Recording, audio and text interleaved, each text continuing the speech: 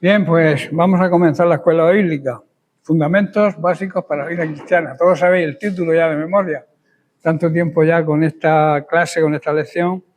Bien, estamos en la lección 19, que como sabéis habla del juicio eterno. Y estamos estudiando el último fundamento de nuestra fe, que según Hebreos es el juicio eterno. Hemos visto hasta ahora las razones para enseñar sobre el juicio eterno.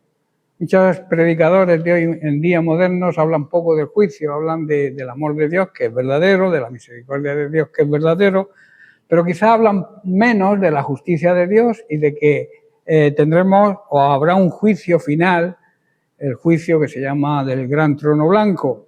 También vimos cuáles eran los principios que gobiernan ese juicio.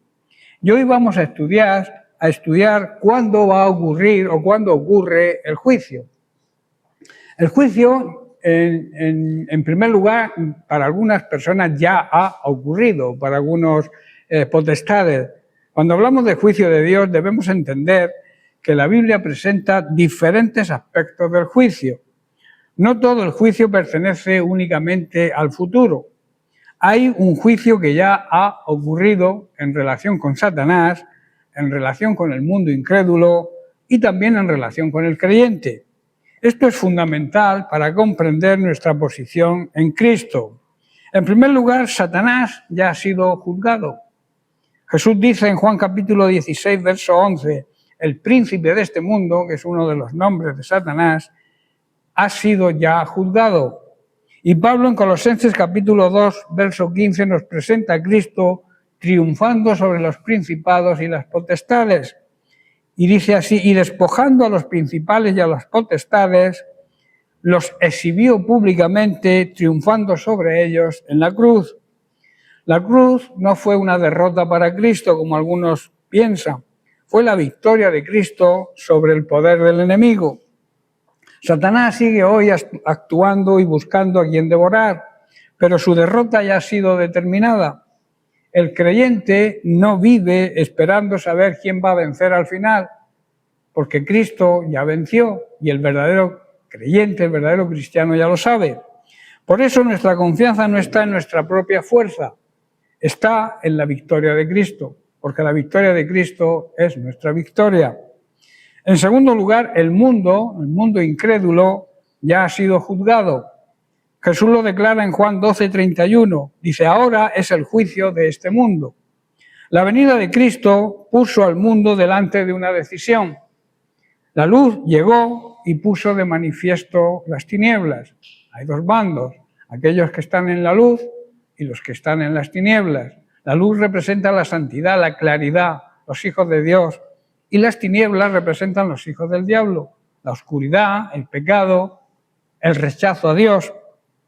Cristo vino para salvar, pero su venida también trae una separación a estos dos bandos, los que creen y los que no creen. Quienes creen en Él van a recibir vida eterna. En cambio, quienes lo rechazan van a permanecer bajo condena. La Iglesia, por tanto, tiene una gran responsabilidad, que es anunciar el Evangelio mientras haya oportunidad. En tercer lugar, el creyente verdadero, porque hay creyentes que aparentemente son creyentes, pero no son verdaderos. El creyente verdadero, la Biblia enseña que ha pasado de muerte, de condenación, a vida eterna. Aquí encontramos una de las verdades más preciosas del Evangelio. Jesús en Juan 5:24 nos dice, el que oye mi palabra y cree al que me envió, tiene vida eterna. No que la tendrá en un futuro, sino que la tiene ya. Empieza ya a participar de esa vida eterna aquí. Y no vendrá a condenación, no será condenado, mas ha pasado de muerte a vida. Y Pablo también en Romanos capítulo 5, verso 9, declara que hemos sido justificados por su sangre y salvados de la ira santa de Dios, siempre justificada. Pues dice así, pues mucho más, estando ya justificados en su sangre, por él seremos salvos de la ira. Y también en Romanos capítulo 8, verso 1, Pablo afirma, ahora pues ninguna condenación hay para aquellos que están en Cristo Jesús. Los verdaderos cristianos, los verdaderos creyentes, Los verdaderos que viven de acuerdo a la palabra de Dios, que son obedientes a su palabra, esos son los que están en Cristo Jesús. No todo el que se llama cristiano o creyente, no todo el que acude a las reuniones los domingos o los distintos días de la semana es creyente, sino aquel que vive de acuerdo a Cristo. Eso es lo que significa estar en Cristo. Estar en Cristo es obedecer su palabra, es seguirle, es vivir en santidad. Si no es así, podrás decir que estás en Cristo, pero te estás engañando a ti mismo. El creyente que está en Cristo de verdad ya no vive bajo condenación, porque, repito, ha pasado de muerte, de condenación eterna, a vida eterna. No hemos sido llamados a vivir continuamente mirando hacia atrás, quizás recordando nuestros pecados como si Cristo ya no los hubiera cargado antes. La cruz ha satisfecho la justicia de Dios para aquel que cree en Él, en Jesucristo. Por eso en Juan capítulo 3, 18 dice, el que en Él cree, el que cree en Jesucristo no es condenado, pero el que no cree ya ha sido condenado. ¿Qué significa entonces este versículo? Aquí encontramos una realidad muy seria. La condición del ser humano sin Cristo ya está bajo condenación. Todo ser humano que no esté de acuerdo a Cristo, que no viva de acuerdo a Cristo, aunque se llame cristiano, está bajo condenación. El Evangelio no viene simplemente a mejorar la vida de las personas, viene a rescatarlas de una condición de condenación eterna y darle una nueva vida en Cristo. Ese es el significado, el Evangelio. Y aquí deberíamos meditar, pararnos y hacer una meditación, un examen, porque hay una diferencia enorme entre vivir condenado y vivir convencido de pecado. El Espíritu Santo puede mostrarnos nuestro pecado y de hecho lo hace para llevarnos al arrepentimiento, pero el enemigo quiere utilizar nuestros pecados para mantenernos bajo condenación, para que sigamos en pecado y que sigamos bajo condenación. Cristo no murió para que el creyente viviera esclavo de la culpa, sino para que pudiera vivir en la libertad que trae el perdón de Dios. Y aquí hay una gran verdad. El mundo inconverso está bajo el juicio de Dios y el que está en Cristo ya no está bajo condenación, ha sido absuelto, ha sido declarado inocente y un día le dirá Dios el Señor, pasa y disfruta del gozo de tu Señor, buen siervo y fiel. Por eso la pregunta no debe ser solamente ¿habrá un juicio? Que de hecho sabemos que lo habrá. La pregunta más importante es ¿dónde estaré yo delante de Dios? ¿O de qué manera estaré yo delante de Dios cuando llegue ese momento? Si estoy en Cristo, puedo vivir tranquilo, puedo vivir con tranquilidad. Si vivo en santidad, tendré la esperanza de la vida eterna. Si todavía estoy lejos de Cristo, el mensaje del Evangelio es muy urgente. Hoy es el día de salvación, dice y enseña la Biblia.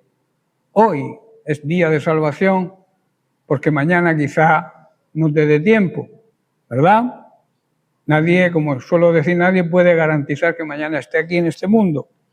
Y aquí hay una enseñanza práctica para la Iglesia. En primer lugar, no debemos temer al enemigo como si tuviera la última palabra. Cristo ya obtuvo la victoria sobre él. Cristo venció a Satanás. Y repito, esa victoria es tu victoria y es la mía. En segundo lugar, no debemos conformarnos, coger la forma, adaptarnos a este mundo. El mundo necesita escuchar el Evangelio. Y no solamente escucharlo de voz, vivirlo, verlo, como los hijos de Dios verdaderos viven el Evangelio. En tercer lugar, no debemos vivir bajo condenación. El creyente debe caminar en arrepentimiento, pero también en la seguridad de que ha sido perdonado por Dios. En cuarto lugar, debemos proclamar, debemos anunciar el Evangelio.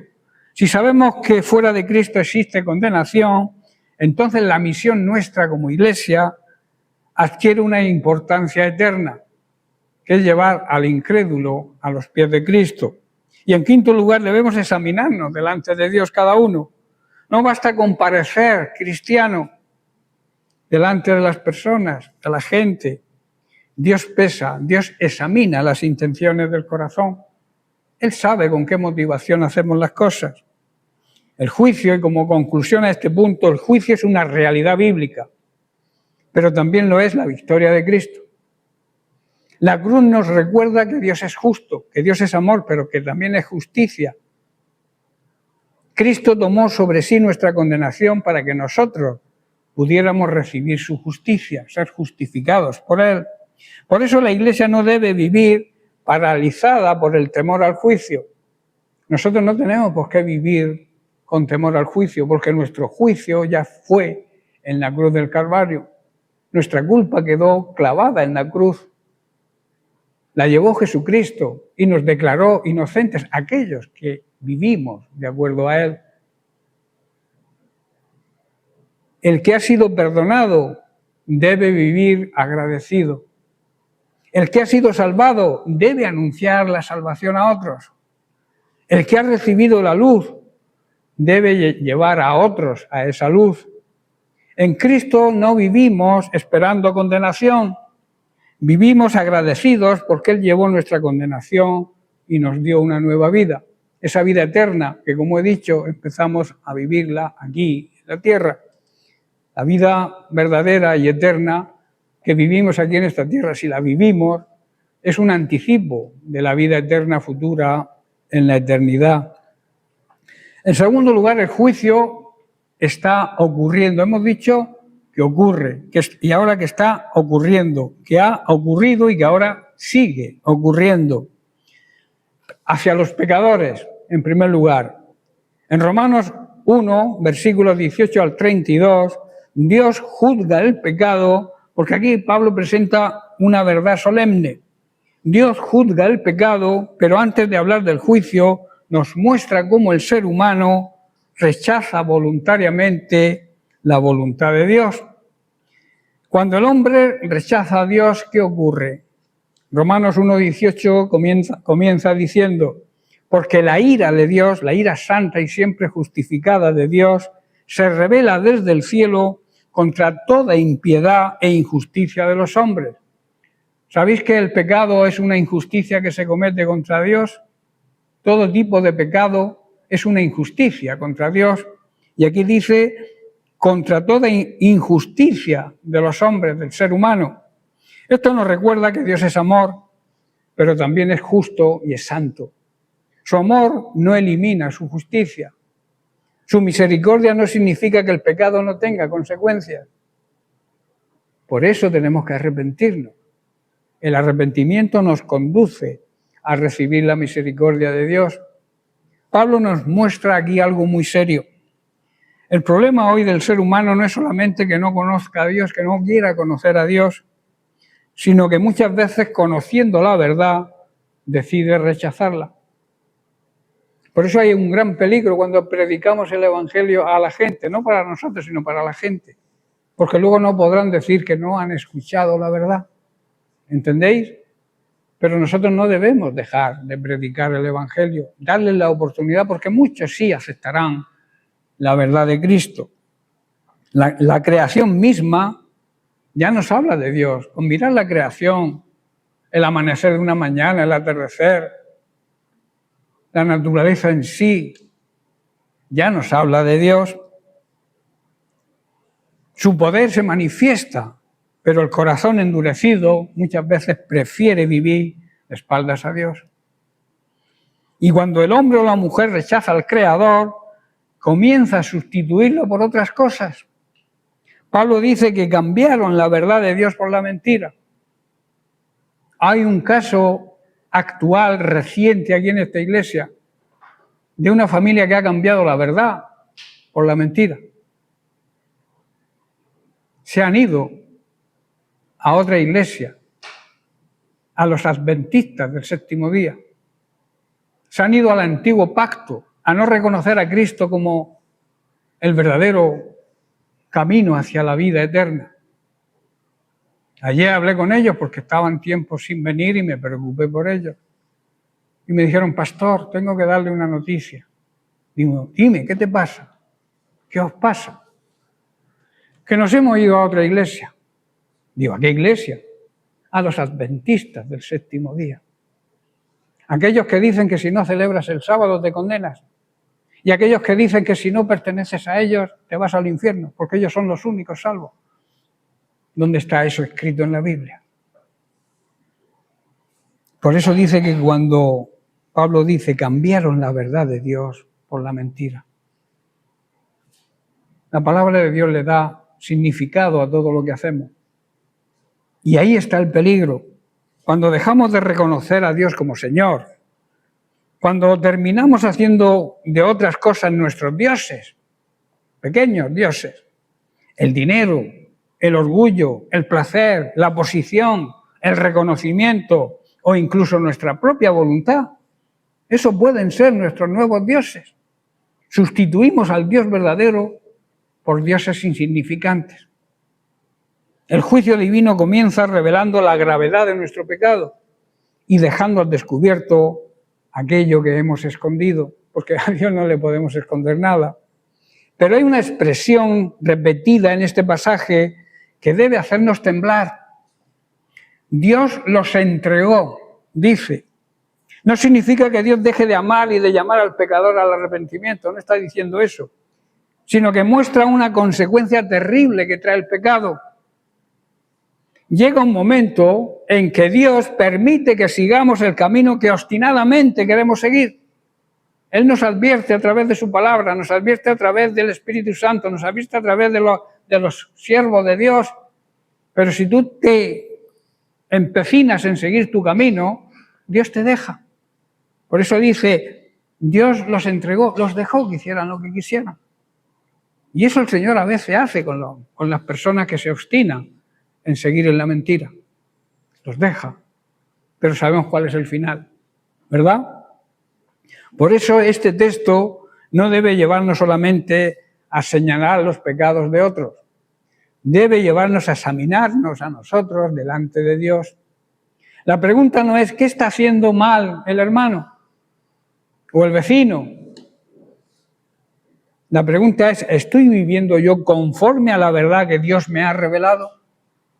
¿Estamos viviendo conforme a la verdad bíblica que Dios nos revela cada día?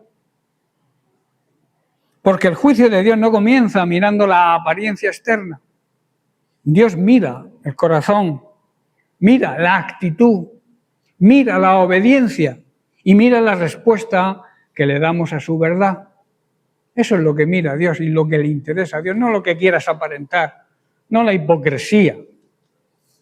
Jesús llamó sepulcros blanqueados a los fariseos y a los escribas. Y aquí encontramos también una advertencia para la Iglesia. No podemos acostumbrarnos al pecado, a lo que Dios llama pecado. Que a veces nosotros llamamos pecado a lo que nosotros creemos que es pecado. Pero no es lo que nosotros creemos que es pecado, es lo que Dios dice que es pecado. No podemos llamar bueno a lo malo para ser aceptados por la sociedad. Hay quien lo hace. Aparentemente acuden a iglesias, siguen en las iglesias, pero ante sus compañeros de trabajo, ante el mundo, ante los amigos, los vecinos, aparentan otra cosa para no ser rechazados. Pero Cristo fue rechazado por nosotros y nosotros no podemos rechazar a Cristo para que nos acepte la sociedad. ¿Estáis entendiendo lo que estoy explicando? Y aquí encontramos, repito, la Iglesia está llamada a anunciar la verdad con amor, pero también con firmeza, con autoridad, no pasando la mano a nadie, y sobre todo al pecador. Cuando tú le pasas la mano al pecador, ¡ay, hermanito! Estás diciéndole, sigue como estás haciendo. La obligación nuestra es reprenderlo. Con amor, sí, pero decirle, no, hermano, no andas bien. Cambia de vida. Romanos 1 termina mostrando una sociedad que no solamente practicaba el pecado, sino que llegaba a ser aprobado por los otros, por los demás. Eso es tremendo, cuando aprobamos el pecado de otros. Y sobre todo si nosotros andamos en el mismo pecado también. Por eso lo aprobamos, porque nosotros andamos en lo mismo y así nos justificamos. Si Él lo hace, lo hago yo, no pasa nada.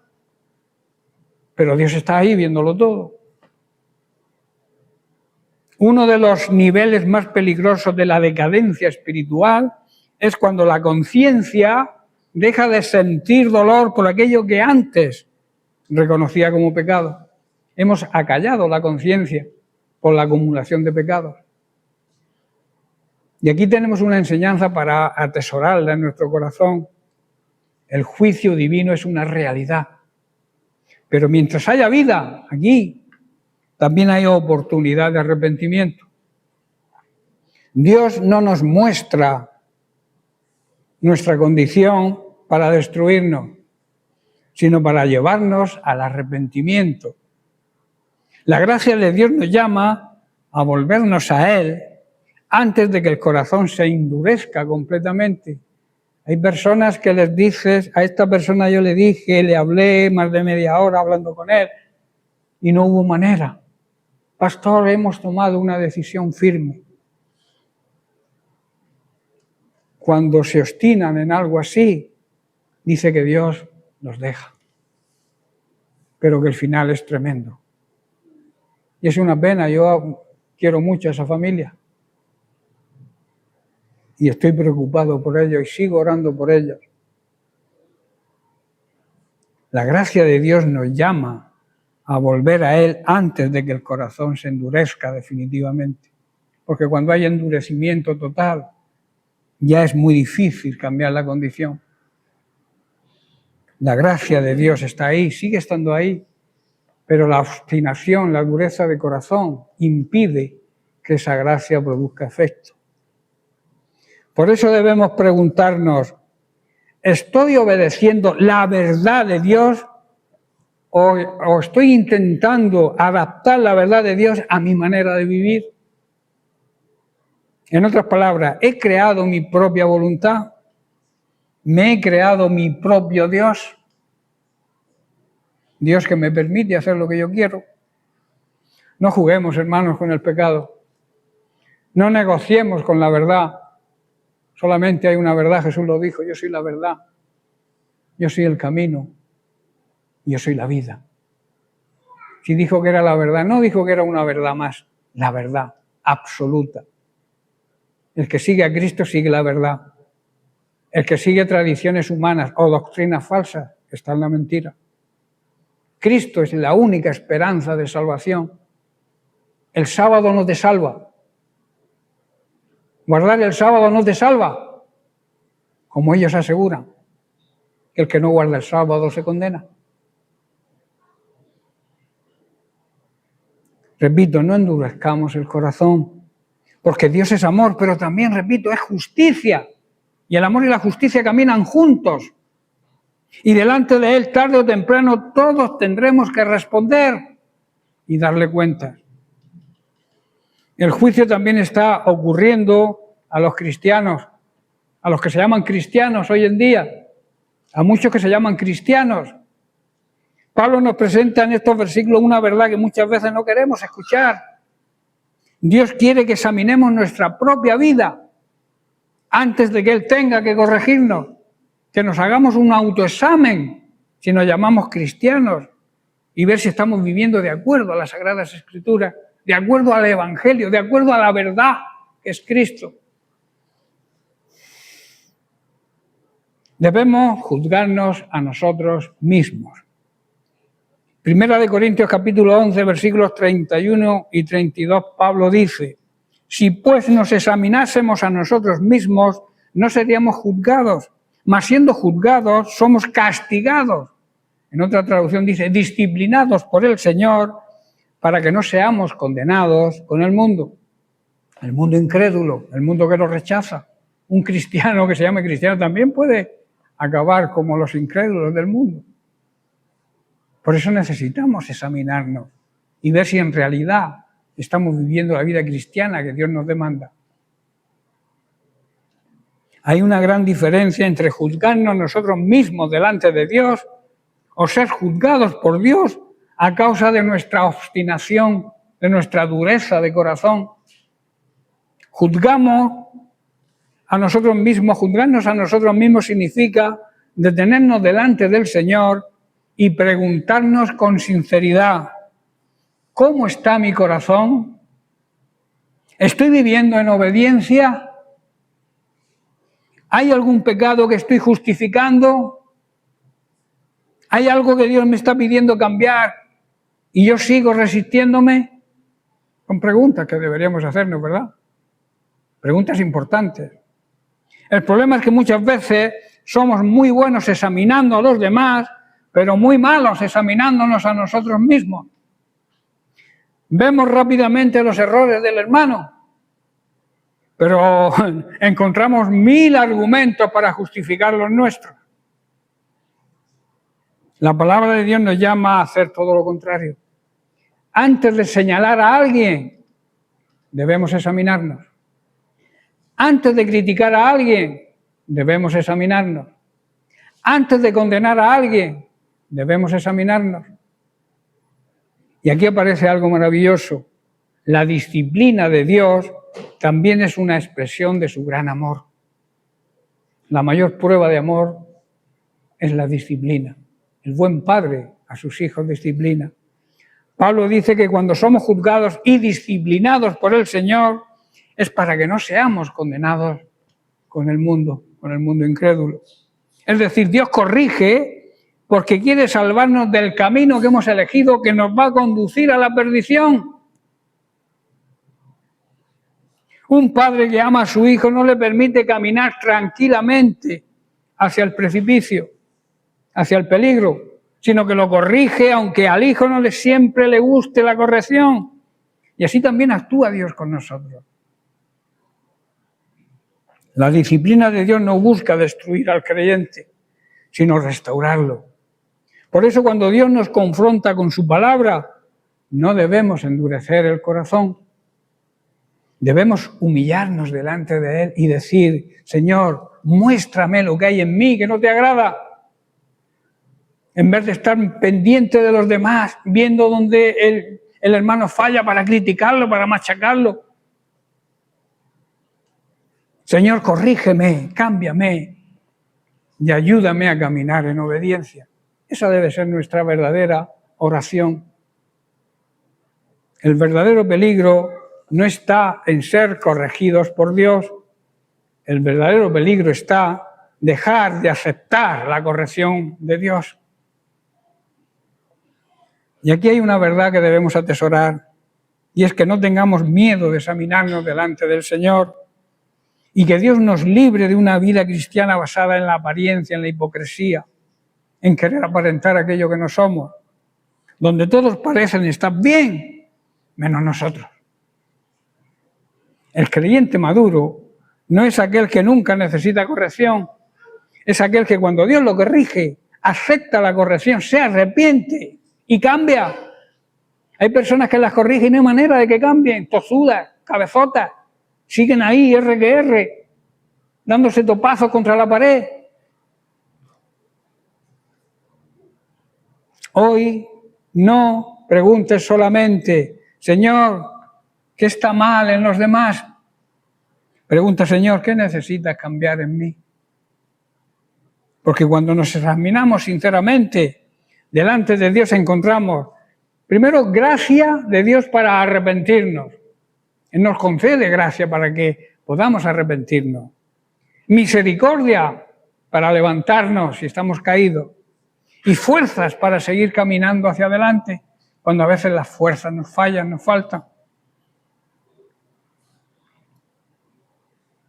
Hablemos ahora del juicio futuro. Ocurrirá. Hemos dicho que ocurrió, que está ocurriendo y que ocurrirá. Las tres facetas del juicio. Después de la muerte, el juicio futuro. En Hebreos 9:27 nos presenta una realidad que ningún ser humano puede evitar. Está establecido para los hombres, los seres humanos, que mueran una sola vez y inmediatamente después el juicio. La palabra de Dios nos recuerda que nuestra vida no termina con la muerte física. Eso lo tenemos claro, ¿verdad? Después de esta vida viene el encuentro con Dios. Podemos evitar muchas cosas en este mundo. Podemos esconder nuestros errores delante de la gente. Podemos justificar nuestros hechos. Podemos hasta convencer a nuestra propia conciencia. Pero nadie podrá evitar comparecer delante de Dios. Nadie. Unos para condenación y los verdaderos cristianos para salvación y para disfrutar del gozo de nuestro Señor.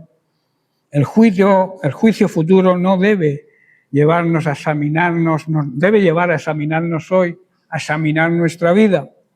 No debemos vivir pensando solamente en lo temporal, en los bienes materiales, en las necesidades materiales, porque va a llegar el día en que tendremos que rendir cuentas de cómo hemos vivido, de nuestras decisiones, de nuestras palabras y de nuestra relación con Dios.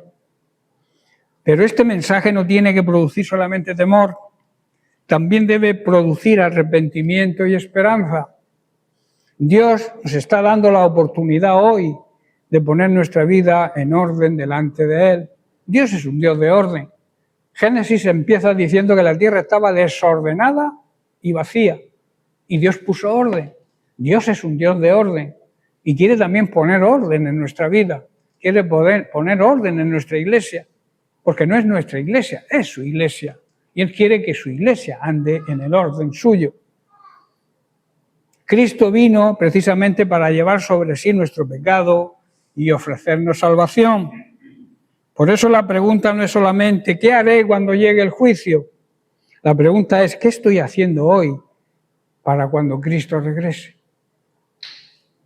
No podemos esperar estar delante del juez para querer arreglar nuestra vida. No esperes a ese momento, porque en ese momento ya estará todo decidido. Hoy es el día de buscar al Señor. Hoy es el día de arrepentirse. Hoy es el día de vivir en obediencia. Y mañana puede ser el día del juicio. ¿Estáis entendiendo, hermanos? Por eso, ¿qué estoy haciendo hoy para que cuando Cristo regrese esté preparado para reunirme con Él? Que cuando llegue ese día podamos presentarnos delante de Dios, no confiando en nuestros méritos, sino en la obra perfecta de Jesucristo. Y que el Señor nos diga, buen siervo y fiel, entra en el gozo de tu Señor. Y no te diga, apartaos de mí, hacedores de maldad. Pero, Señor, si predicamos en tu nombre echamos fuera demonios. No os conozco, apartaos de mí, hacedores de maldad. El juicio futuro es una realidad, no te quepa duda. Pero mientras tengamos vida, la puerta de la gracia permanece abierta, hasta que se cierre, claro está. Ocurrirá, ¿cuándo? En el día final. La Biblia habla del día final. Juan 12:48 dice, el que me rechaza y no recibe mis palabras, tiene quien le juzgue. La palabra que he hablado, ella le juzgará en el día postrero, en el último día. Jesús aquí nos presenta una gran verdad y solemne. Va a llegar el día en que las palabras de Cristo serán el criterio por el cual seremos juzgados. El Señor dice que quien rechaza sus palabras tiene quien le juzgue. La palabra que Él ha hablado será la que le juzgue en el día final. El día final no será un día cualquiera. Será el momento en que toda apariencia desaparecerá, toda hipocresía desaparecerá y quedará al descubierto la realidad de nuestra vida delante de Dios. No podremos justificarnos delante del Señor diciendo que no sabíamos, que no entendíamos o que otros vivían de la misma manera. Se descubrirá nuestra verdadera vida cristiana. Hoy tenemos la palabra de Dios para escucharla, creerla y obedecerla. Mañana tendremos que responder ante ella, ante la palabra de Dios. Por eso la palabra no debe ser solamente algo que escuchamos en la iglesia, eso es religión. tiene que entrar en nuestro corazón y producir cambios en nuestra manera de vivir. Si no, estamos perdiendo el tiempo. No basta con conocer versículos de memoria, ni con escuchar predicaciones una y otra y otra y otra. Dios quiere que su palabra gobierne nuestra vida. El día final nos recuerda que nuestras decisiones de hoy van a tener consecuencias eternas. Podemos ignorar la voz de Dios ahora, pero no podremos ignorar su palabra cuando estemos delante de Él. Por eso no endurezcamos el corazón. Si Dios nos habla, respondamos hoy, no esperemos a mañana. Si nos muestra algo que debemos cambiar, cambiémoslo hoy. Si tenemos que pedir perdón, pidamos perdón hoy. Porque mañana puede ser el día del juicio y no te dé tiempo a pedir perdón. Si necesitas arrepentirte, arrepiéntete hoy. Igual mañana no tienes tiempo. Porque llegará el día final y ya no será tiempo de corregir el camino. Hoy es el tiempo de gracia. El día final, el último día será el tiempo de juicio. Vivamos de tal manera que cuando llegue aquel día no tengamos que lamentar haber despreciado tantas veces la voz de Dios, escuchando su palabra y no haciendo caso. Salimos de aquí después de escuchar la palabra, nos vamos a casa y se nos olvida. Seguimos igual. Dios sigue hablando, pero llegará el día en que la gracia, la puerta de la gracia se nos cierre y ya no podremos arreglar la situación. Por eso, mientras que tengamos oportunidad, debemos arreglar nuestra situación delante del Señor. Es una realidad que existe el juicio. Los cristianos verdaderos no pasaremos por juicio, sino recibiremos la recompensa de nuestra vida cristiana y nos dirá lo que hemos oído: siervo fiel, entra en el gozo de tu Señor. Pero hay de aquel que, llamándose cristiano, le diga al Señor: no te conozco, apártate de mí. Eso será tremendo, ¿verdad? Que aún creyendo que somos salvos, no somos salvos, porque no andamos de acuerdo a la voluntad de Dios, no andamos de acuerdo a su palabra, no andamos de acuerdo a nada, siempre estamos en desacuerdo. Y la palabra de Dios hay que obedecerla siempre. Y no dejarlo para mañana, sino hoy. Si hoy Dios te está hablando y tienes que tomar alguna decisión, hazlo hoy. No esperes a mañana, porque repito, mañana podría ser el día del juicio y no da tiempo al arrepentimiento. Vivamos pues, y ya termino, vivamos pues de tal manera que cuando llegue aquel día no tengamos que lamentar las veces que hemos despreciado lo que Dios ha hablado, las veces que Dios ha hablado y no hemos obedecido, las veces que Dios quiere reconducir nuestra vida y seguimos tercos en la nuestra. No tengamos que despreciar, no tengamos que lamentar el despreciar tanto la voz de Dios. Cristo nos está llamando hoy. Escuchámosle hoy, obedezcámosle hoy y preparemos nuestra vida para aquel día final y que recibamos esa frase preciosa: siervo fiel, pasa y disfruta del gozo de tu Señor. Amén. Bien, pues que Dios les bendiga, seguiremos la semana que viene.